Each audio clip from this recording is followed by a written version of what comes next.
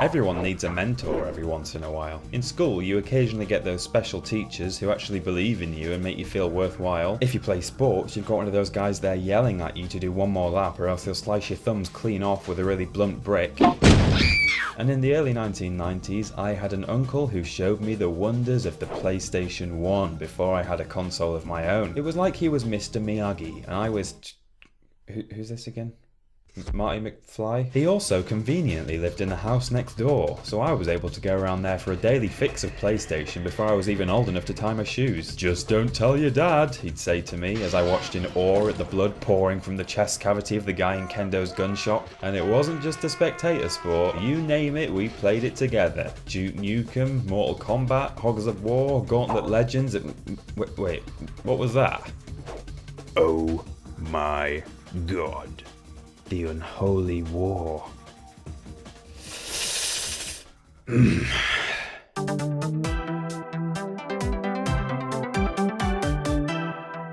Unholy War was published in 1998 by the clever people at Crystal Dynamics and Eidos, who have brought us countless classics over the years, and developed by Toys for Bob, a company who would later take part in the ongoing desecration of everything I hold dear. This game undersold somewhat after its release, perhaps due to some of its reviews which were overly critical in my opinion, but even to this day it has something of a cult following, and there's a ton of related forum posts, blogs and fan art all over the internet.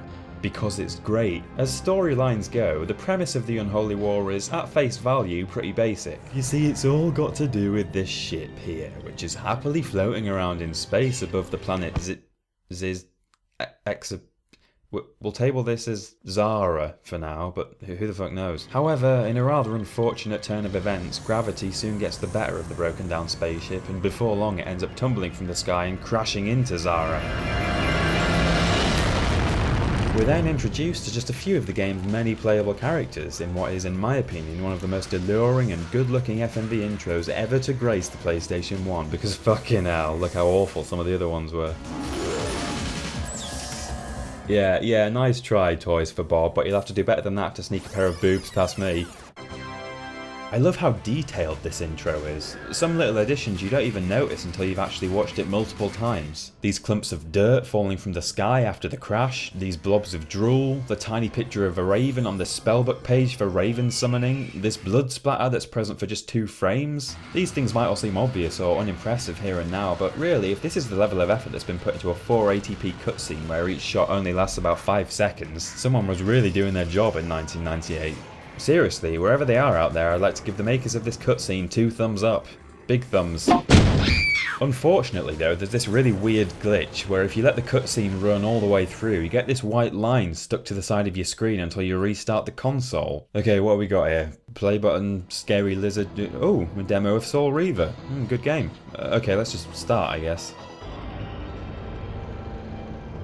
What in the mother of shit is that? I mean, here we are, nearly 2 decades after the game's release, but this continues to be one of the strangest menu designs I've ever seen. And here's why. This thing is not some sort of reference to an identical big spider robot thing that appears later in the game. Someone just decided that the menu would be that. Just because. I can only assume that this decision was made because it was like 6 PM and the lead designer really had to get home for his daughter's birthday party or something, so when Gary here was dared to shout out from the back of the room, we should make the menu a big spider robot with 3 mouths, the boss was just like, yeah, sure, whatever. So what's it to be? Mayhem or strategy? I don't know about you, but I reckon strategy sounds like...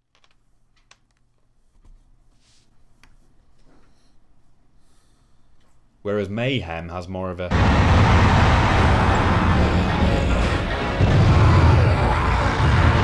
feel to it. Mayhem it is. The observant ones among you may have worked out by the nature of the intro cutscene that the Unholy War is a one-on-one brawler type game with a motley assortment of different characters to select from. In Mayhem mode you can choose to have a team of all 14 playable warriors, or you can narrow it down to either of the 2 warring alien factions. Let's meet the teams, shall we? The Teknos?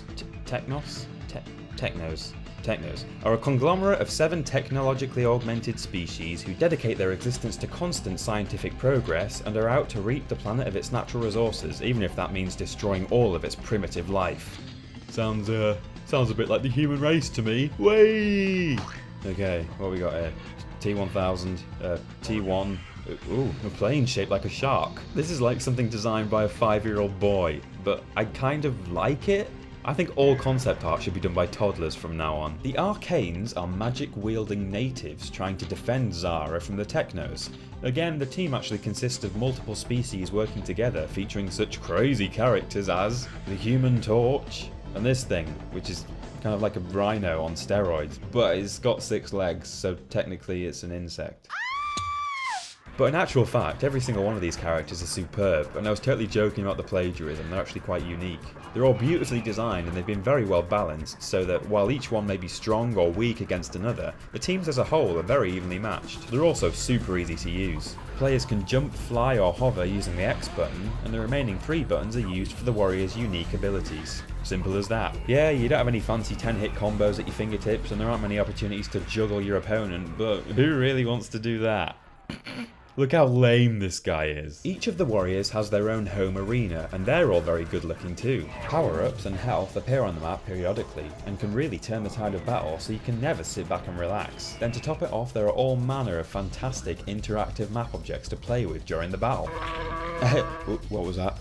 Jesus! Teleporters, explosive barrels, a beam that heals or harms, anti-air zappers, even a central fire pit that you can activate by destroying these control panels. Sort of reminds me of Robot Wars, actually. And now Sir Killalot, they come in for revenge. But what's to happen to poor old Matilda? I sometimes forget that this game is as old as it is, because the whole thing looks pretty damn swish for the late 90s, and the attacks are deliciously diverse, not to mention the fact that many of them will have sounded stupidly ambitious when Toys for Bob were first brainstorming ideas. For example, the Magus Lizard's basic attacks are a sword swipe and a homing raven projectile, but hold down circle for long enough without being interrupted, and you can pull fucking asteroids out of orbit and rain them down on your opponent. With enough energy, the Fire Witch can fly above her enemies and suddenly deliver a devastating dive bomb attack that sends them soaring into the air. Or what about laying eggs on the map that hatch into creepy little babies who will hunt your enemy to the ends of the earth, especially if there's a chance for them to bounce on a trampoline on the way. Look, they love it! They're really fucking stupid though, so the infant mortality rate is sky high. But dude, if we're talking about spectacular attacks, look no further than the kill cycle. Again, hold down circle, let the bar build up, and then... Teleporters offline. Okay, baby, here I come. Okay, baby, here I come. Okay, baby, here I come.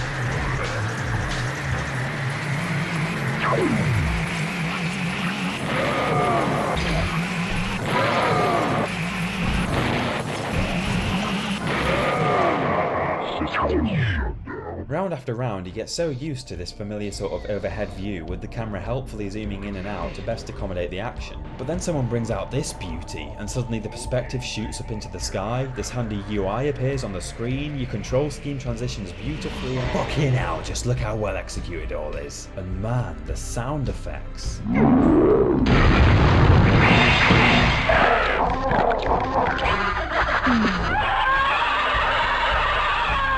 While you may occasionally pick up on 1 or 2 stock sounds that you've probably heard in other games and movies, most of the noises in this game are refreshingly original and fit so well. Again, it adds a whole extra tasty layer on top of the action cake, and it really helps you feel like you're having an intense battle to the death.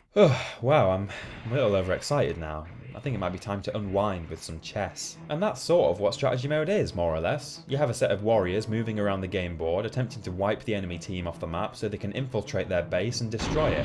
It's fairly easy to use and there's not a glitch in sight, but to be frank, it doesn't look as good as it could if you ask me. I can't imagine it would have been that hard to add a little bit of foliage or some other sort of static set dressing around the board, but hey, at least it gets the job done, so whatever. Now I say that this is like chess, but I'm actually just weaving you a thin tissue of lies, because it's not really like chess at all. Yeah, different warriors can move different distances and they're all trying to take each other out, but that's about as chess-like as it gets, because oh lordy lordy lord, I have never played a game of chess in which you can do this.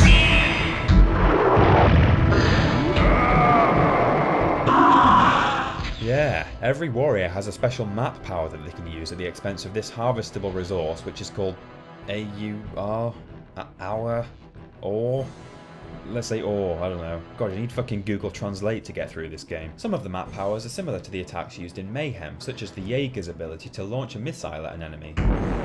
But there are some cool new ones too. A Quicksilver can drive an enemy warrior insane, meaning they move around at random and waste one of the player's 3 moves per turn. A Mantis can overload an allied warrior, which ramps up their health and energy bar, but they will eventually die as a result. The Prana can use its spawn ability, similar to the thing we've seen already, but there are no little yellow ankle biters to be found here. Oh no. If you're lucky enough with the fairly low success rate, you get a brand new Prana on the board. Literally a whole extra warrior almost for free. Just like that. And then you can breed them again and again and again until you can't fucking move for the things. Look how many there are! On that note, ore can also be used to buy new warriors from your base. It's this feature that keeps games interesting and customizable, but can cause things to be dragged out for far too long because one can often replenish one's army faster than the opponent can deplete it. This is partly reinforced by the fact that, again, unlike chess, taking pieces off the board isn't as simple as you might expect. When 2 enemy warriors meet, you're thrust back into Mayhem mode and must battle to the death, which makes this game type truly unique. I mean, any attack in chess results in the victim being taken off the board, no questions asked, but in Unholy War you need to think pretty carefully before you attempt to engage a certain warrior, because the previously mentioned strengths and weaknesses, and even the arena in which you're fighting, mean things aren't always evenly matched and you're not necessarily going to win.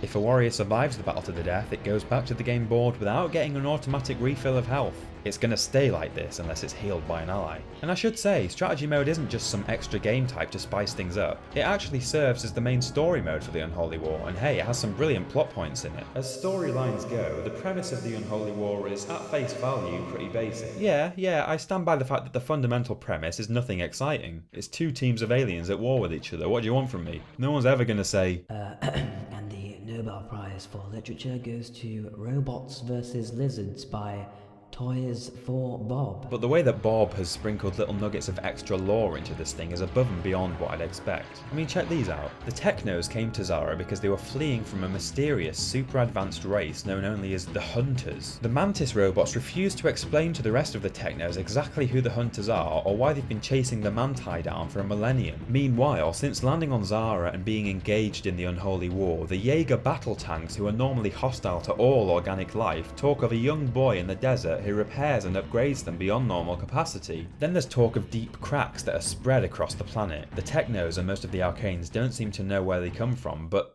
the Magus lizards simply bow their heads in great sadness and say nothing. How fucking weird are this lot? Seriously, bring any one of these guys on Jerry Springer and you'd have about 10 episodes worth of what the fuck. Both modes allow for some really fun 2-player gameplay, but I think the instant action of Mayhem works best, especially as a fast-paced party game. But you know, something weird went on with Unholy War over on the Eastern Hemisphere. This is Majokko Daisakusen, Little Witching Mischiefs. Forgive my accent. Toys for Bob and Bandai made this in Japan. It's apparently some kind of crossover of several animes from the 1960s and 70s, and it's really kind of cutesy and happy and girly. You know, Little Witching Mischiefs, what do you expect? This is the opening cutscene. Except when Toys for Bob made this game, they decided, being the eco-friendly company that they are, to do a little bit of recycling.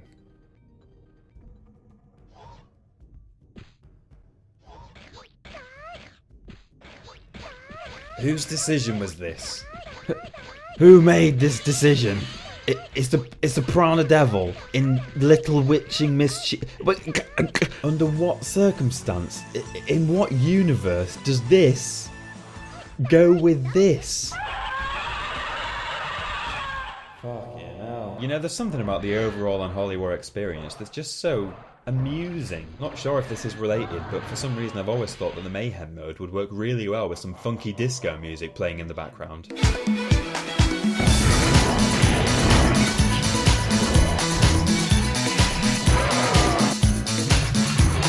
You know what I mean? Maybe it's just me. In all fairness, the real in-game music of Unholy War is top-notch. I actually don't want to talk about it too much because of something I want to address in another video, but what I will say right now is that the soundtrack is just like the gameplay. Gripping, memorable, and fun. My favourite track? The theme from one of the secret levels called the Menhir Circle.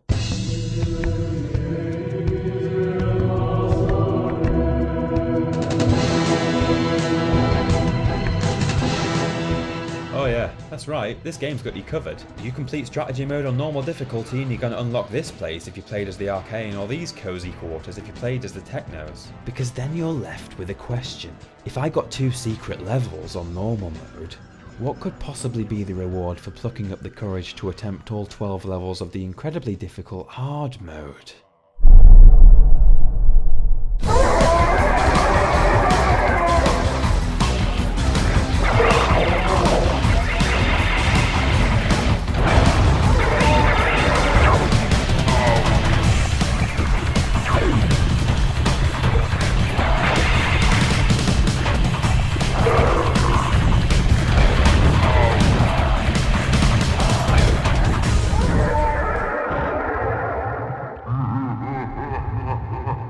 Okay, so they both look totally over the top and the names are fucking terrible. Beta Razor. Jesus Christ. Probably Gary's idea again. But they are so much fun to play with and they are so worth the effort. I mean, it turns out there's a cheat code for it, but whatever. So that is the Unholy War. One of my favourite games on the PlayStation 1, if not of all time. Of course, it's easy for me to sit here with my rather fabulous rose-tinted glasses on and tell you how much fun I'm having. Oh, take that! But even from the most objective standpoint I can find, I can't really say anything all that bad about it. The game board is a bit bare and ugly, there are 1 or 2 minor glitches to be found. It would have really benefited from a 4-player mode, and these walls of text that precede the strategy levels would have been much better as cutscenes. But like, that's it. In all sincerity, Unholy War is crying out for a sequel, or heck, even just an HD remake like so many games companies are churning out nowadays. Don't know about you, but I'd love to see this at 1080p. Damage. Systems shut down. Why it's not on the PlayStation Store, I have no idea, so for the time being, I urge any of you that still have a PlayStation 1, 2 or 3 to grab a hard copy of this game without hesitation if the opportunity ever arises. Hey, Toys for Bob. Skylanders can suck a dick.